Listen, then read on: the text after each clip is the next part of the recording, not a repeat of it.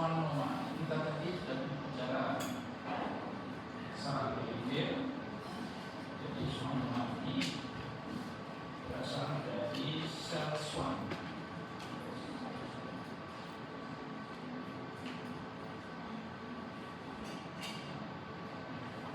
Mudah-mudahan Anda sudah membaca di literaturnya. Di Swanoma itu kita mengenal dua daerah di Tumpeng itu, yaitu daerah yang hiperseluler dengan daerah yang hiposeluler. Kalau istilah kami itu mixomatous, jadi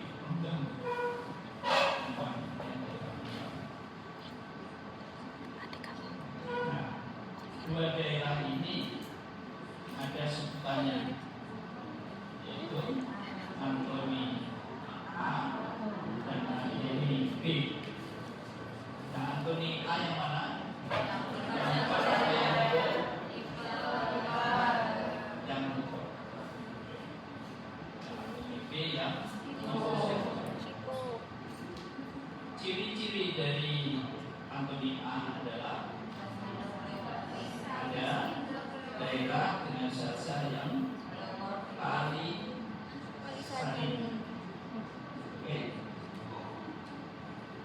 yang mengitari jaringan ikat kolagen padat yang kita sebut sebagai phemokigodis.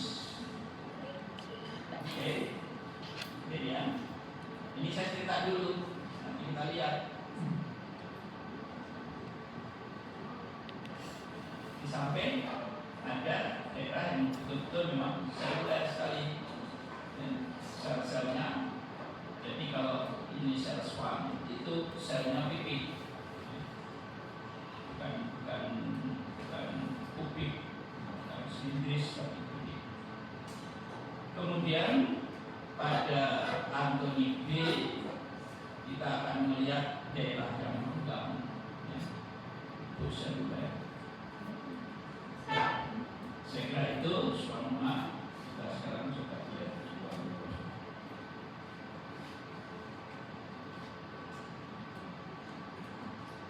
ini dengan pembesaran 4.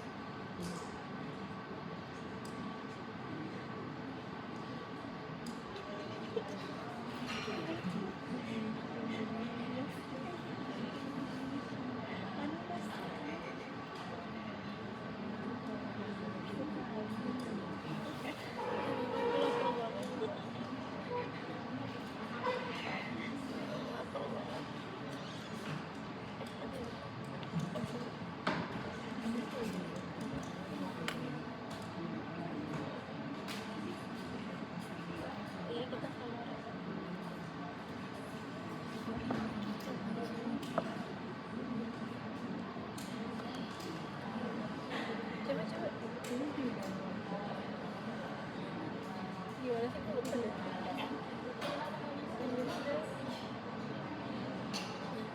perhatikan area di sel-selnya itu seperti barisan itu nah,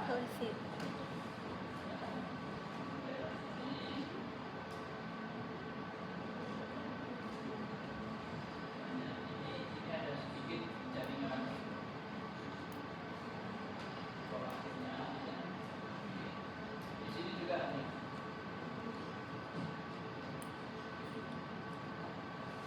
Yang barisannya tidak terlalu nampak bagus. Oke. Jadi ciri dari schwannoma itu ada daerah A dan B.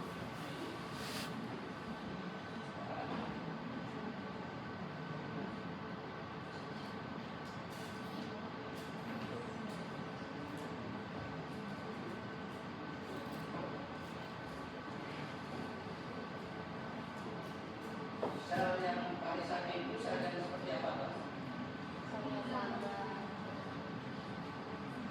Anda pasti sudah pernah dapat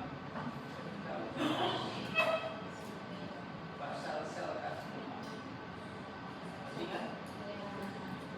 Ya, itu kan kayak pagar. Ya. Ingat ya, sel-sel karsinoma. Itu yang barisan.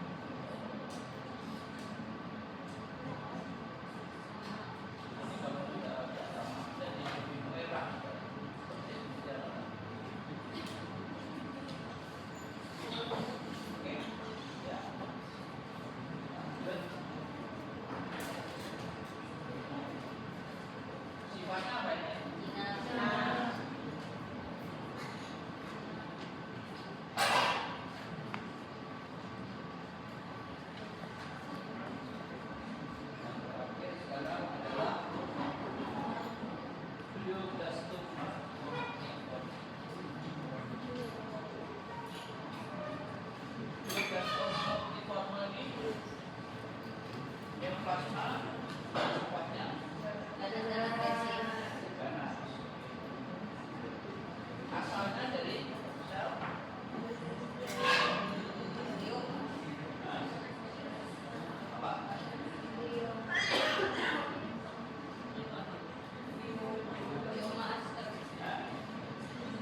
Asalnya dari sel apa? Oke, sekarang kita coba mempelajari di otak itu. Otak ya, itu ada sel apa saja yang ada di situ? Sel saraf sendiri, di mana sel saraf ini terdiri dari neuron, akson, dan seterusnya, dendrit, dan sebagainya. Itu yang kemudian ada penyangganya. Ya, kalau di luar otak itu jaringan-jaringan ikat. Penyangga ini yang kita sebut dengan sel glia. Nah, jenis sel glia banyak sekali. Masih ingat? Apa saja?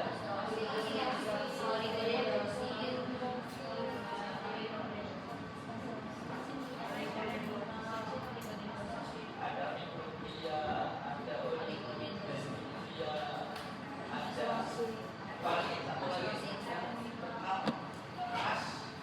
astrosit.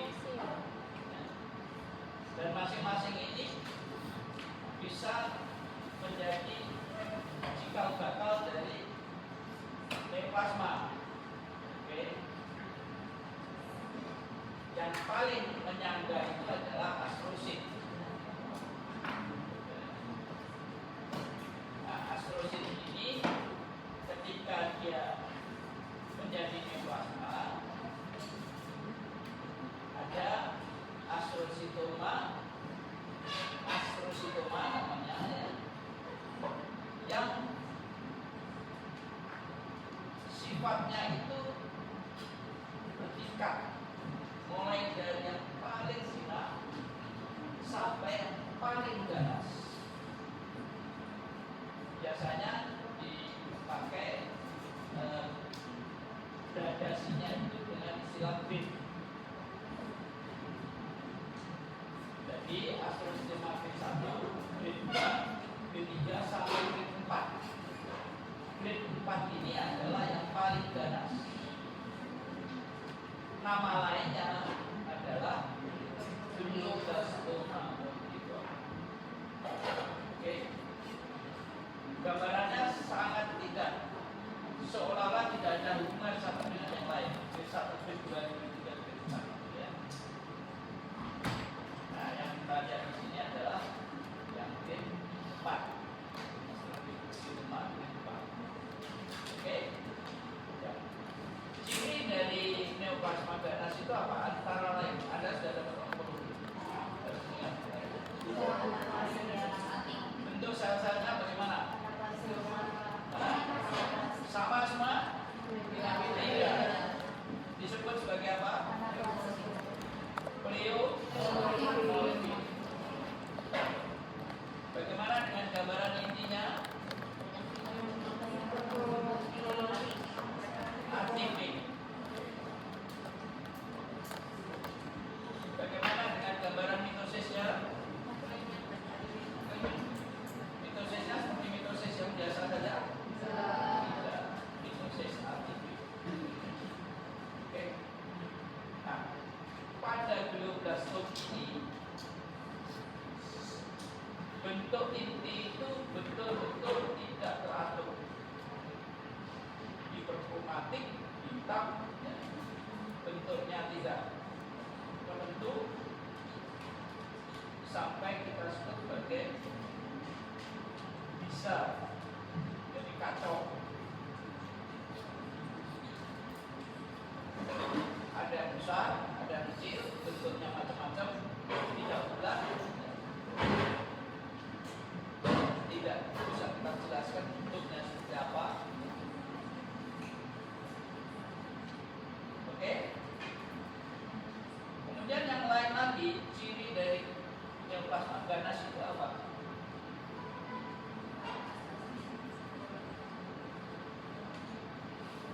Kira-kira biasanya kita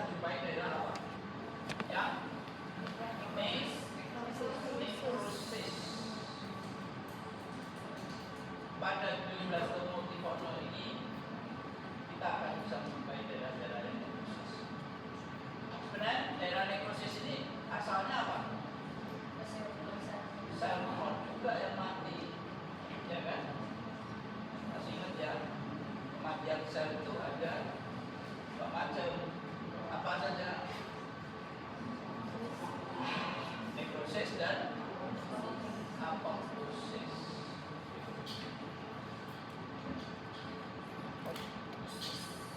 Benar ya? Saya ngomongnya benar. Kalau salah disalahin aja, jangan bilang Anda kan masih baru. Oke. Nah, mengapa kok pada rata-rata pada neoplasma ganas itu dijumpai daerah nekrosis? Kira-kira ada yang bisa jelasin nggak? Ada sudah dapat onkologi, ada sudah dapat apa istilahnya patogenesis, bagaimana sampai terjadinya jaringan tumor, apa saja yang meliputi ketika pertumbuhan jaringan tumor sel-sel tumor. Pada neoplasma selalu diikuti dengan apa? Angiogenesis.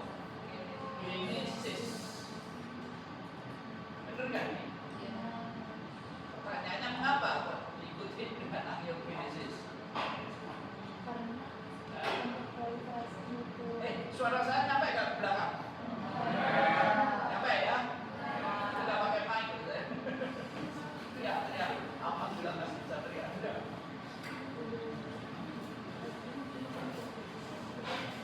Mengapa diikuti dengan angiogenesis?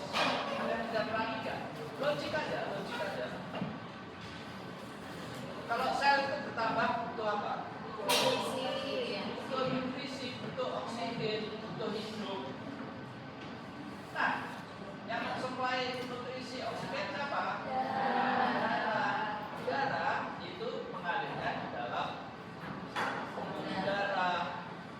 Oleh karena itu, angiogenesis ini mengikuti, oke? Karena dibutuhkan oleh sel-sel neoplasma itu. Pertanyaannya sekarang, ketika sel itu tidak mendapatkan nutrisi oksigen, apa yang terjadi terhadap sel itu? Matilah, nekrosis. Oke?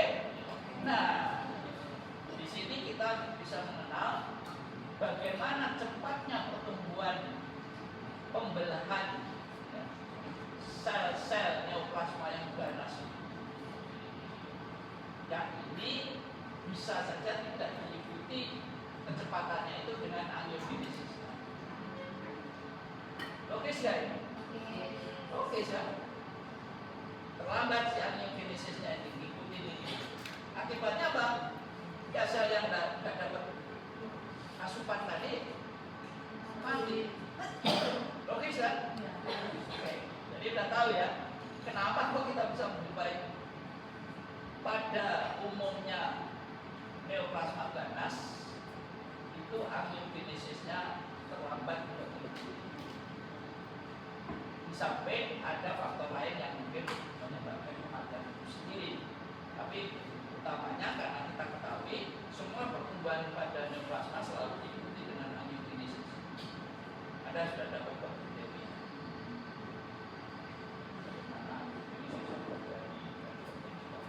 Oke? Jadi glioblastoma multifocal kita bisa menemukan daerah-daerah yang karena memang ganas dan cepat sekali. Masalahnya gini, sebenarnya pada neoplasma di otak itu sulit untuk kita mengatakan meskipun itu D1 itu bukan berarti tidak ada akibat yang berat. Mungkin kita mengatakan itu zina, tapi akibatnya berat. Kenapa kok akibatnya berat? Meningioma misalnya, zina kan?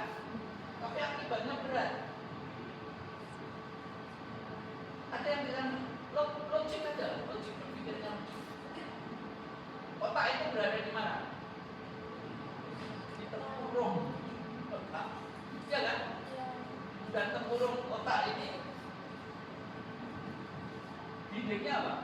Tulang keras. Dia bisa mengembang nggak? Nggak bisa.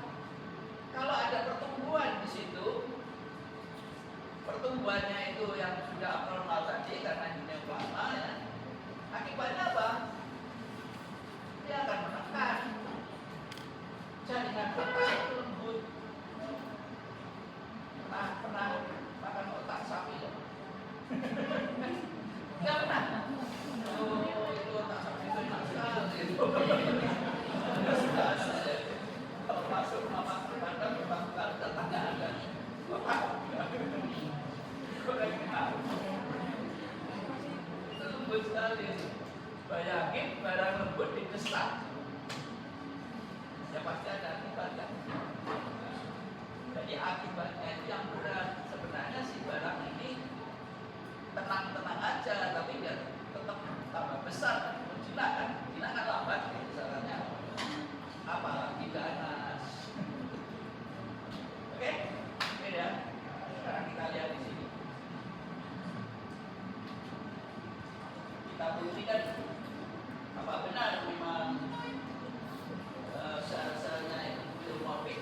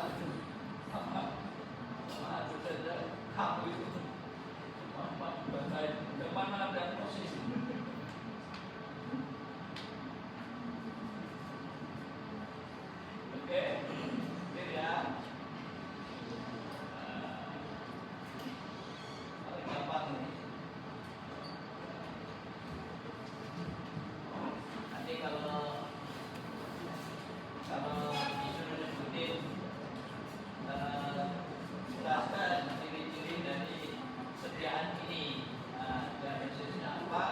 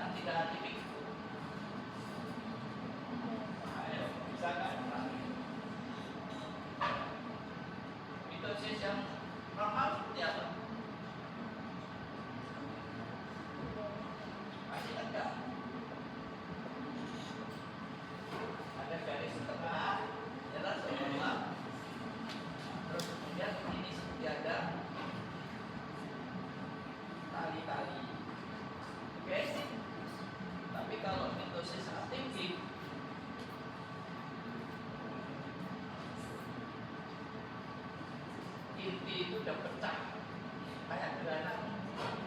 Jadi ini nggak lagi musuhnya itu teratur rapi, tapi udah kayak granat itu. Ada kalau gambar granat kan seperti buletan tapi anunya kasar, berduri-duri lah. Nah, seperti itu lah. Oke, ya. Gampangnya itu ya.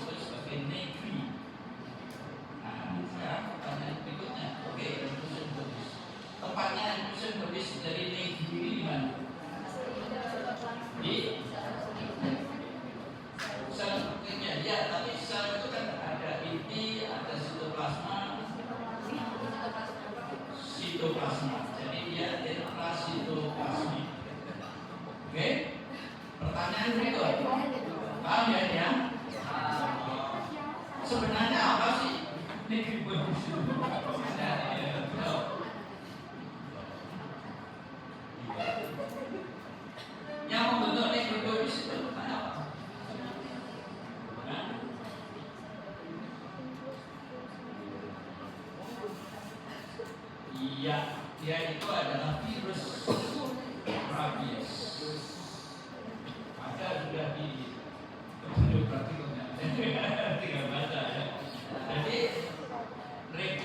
lokasi virus rabies itu ya di Liquiboris. Oke. Tadi itu yang pasti ada satu pertanyaan, saya agak sulit menjawab. Jujur ya. Dok, kalau rabies itu suka mati ya, orang yang pasti lebih banyak matinya daripada enggak. Saya jawabnya alasannya apa ya? Tapi memang logikanya kita bisa mengerti. Pertama, virus itu ada di otak. Oke. Terapinya apa? Pernah dengar nggak? Vaksin atau serum? Serum. Kalau vaksin kan aktif ya, harus membuat. Kalau ini tidak jadi. Nah, bagaimana tidak mudah untuk mencapai sel-sel saraf di otak? Dan biasanya, karena itu kalau ada yang sudah dicurigai digigit anjing, digigit kera, kucing, sekarang kucing juga jadi sasaran, itu langsung harus dilakukan vaksinasi. Sehingga harusnya semua puskesmas di Jakarta itu tersedia. Tapi saya sempat kapan itu ada ya, kalau dengan saya jujur ya, itu habis digigit kucing, dia main dengan kucing digigit itu, nyarinya itu susah. Artinya itu untuk vaksinnya itu, untuk serumnya. Itulah. Jadi saya tidak bisa jawab jujur aja kenapa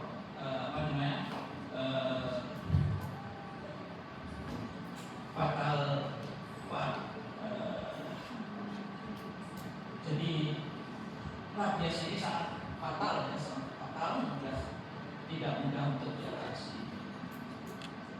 Oke. Tapi oke lah, yang penting kita tahu aja. Yang kita sekarang di PA ini cukup kita tahu bahwa virus rabies itu terkumpul di Liquiboris. Dan kalau kita lihat di sini, itu panah itu ada inclusion bodies di sitoplasma. Yang tengah ini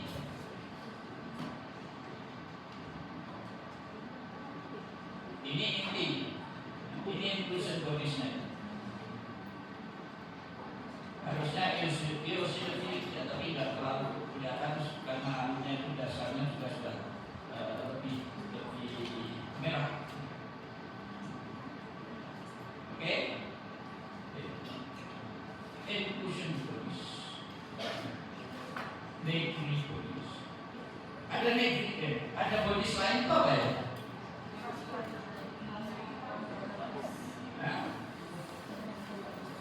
Penyakit apa?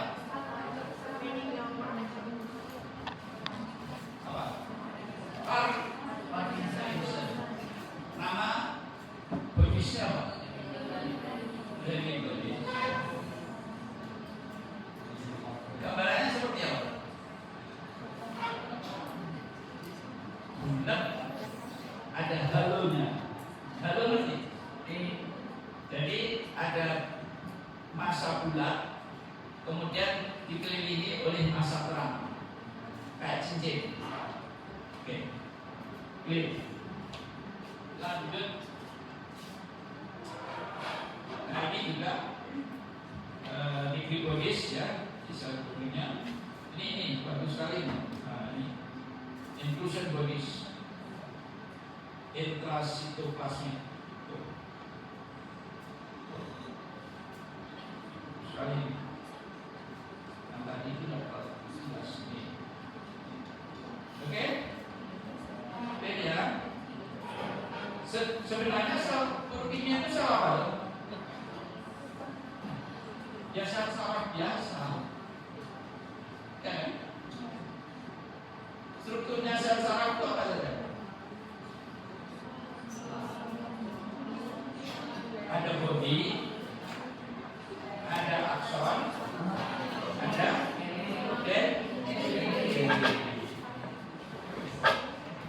lanjut ya.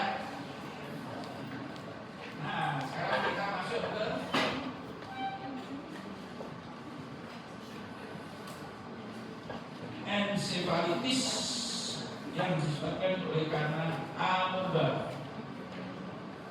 Encephalopathy amoebiasis. Anda waktu parasit dapat preparat amoeba nggak? Besar ya? Besar kan? Nggak seperti sel tubuh kan? Kemudian kita bisa kalau ini di jaringan, kita bisa memastikan bahwa itu amoeba kita apa?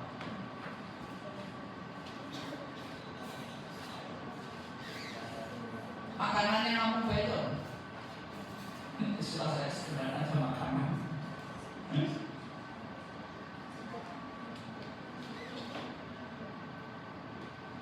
Dia kan butuh makannya. Betul ya? Apa? Warnanya oranye, tidak berinti.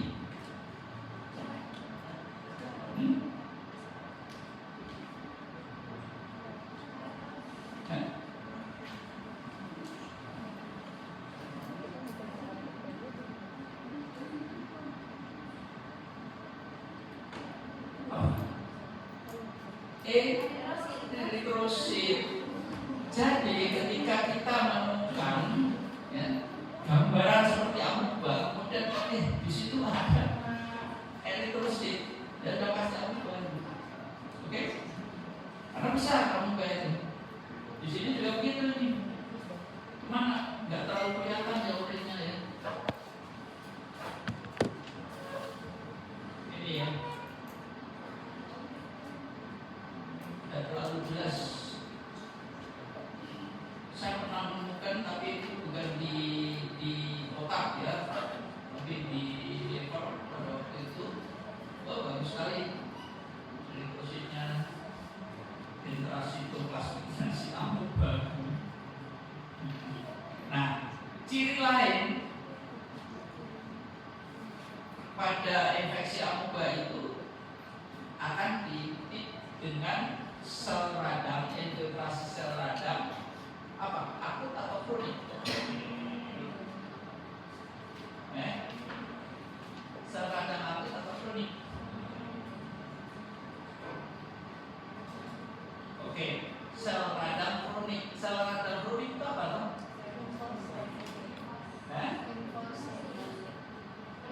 Limfosit. Tuh, ini dulu. Itu sel-sel limfosit. Oke? Ya.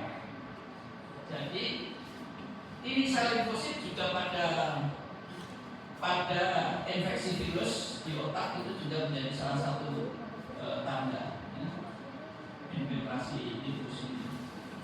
Oke. Nah, kebetulan di sini kita menemukan apa namanya amoeba-nya.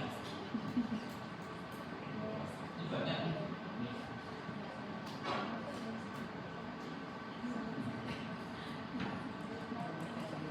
Oke, lanjut ya. Nah, ini tuh, ini numpuk ya, ini eritrositnya numpuk, jadi kelihatannya besar. Nah, tidak. Kalau kita perhatikan, nama ensefalitis.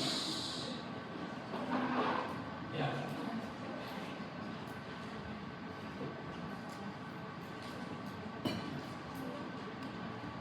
Ini kira-kira orangnya hidup atau mati?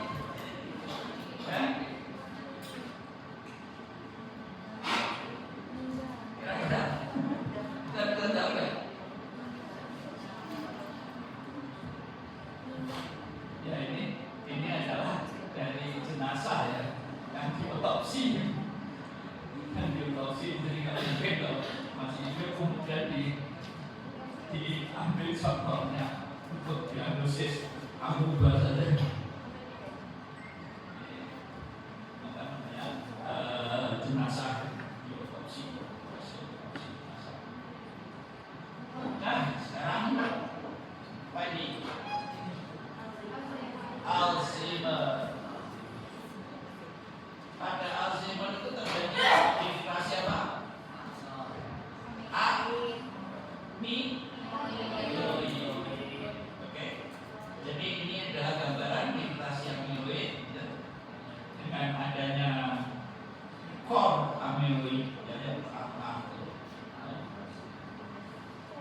Kemudian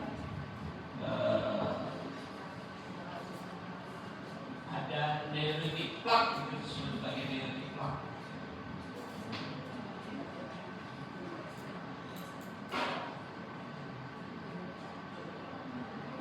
Pada Alzheimer, sel-sel neuronnya ada pembentukan fibril, jadi neurofibril.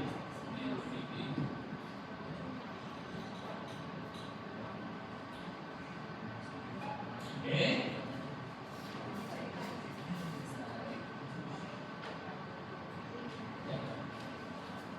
Ya, saya kira ini terakhir ya. Nah ini neurofibril.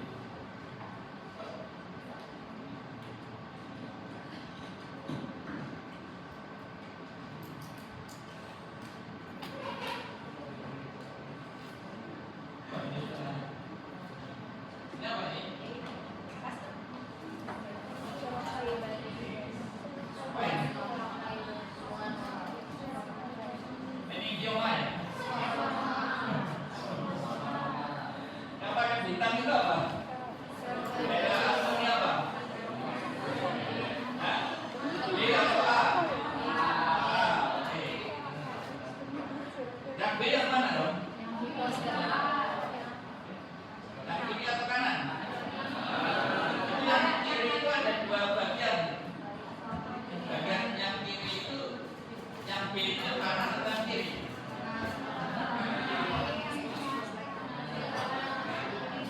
Ini atau ini?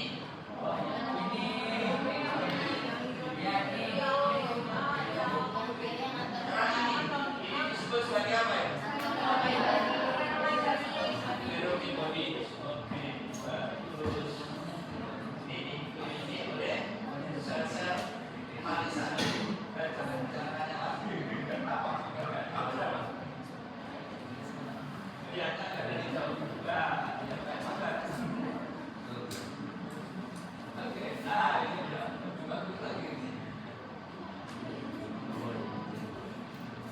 Iya.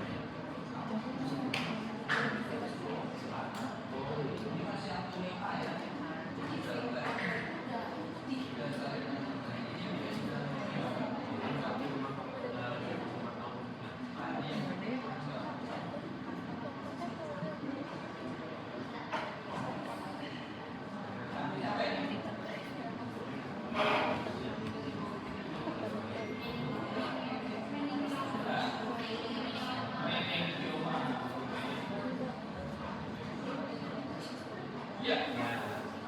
Ini apa ini? Sambungan harmonis. Oke.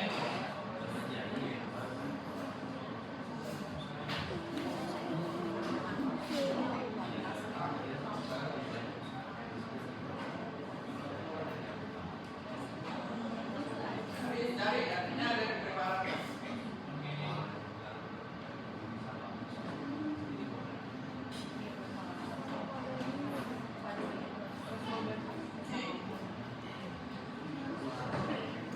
Bisa jadi apa?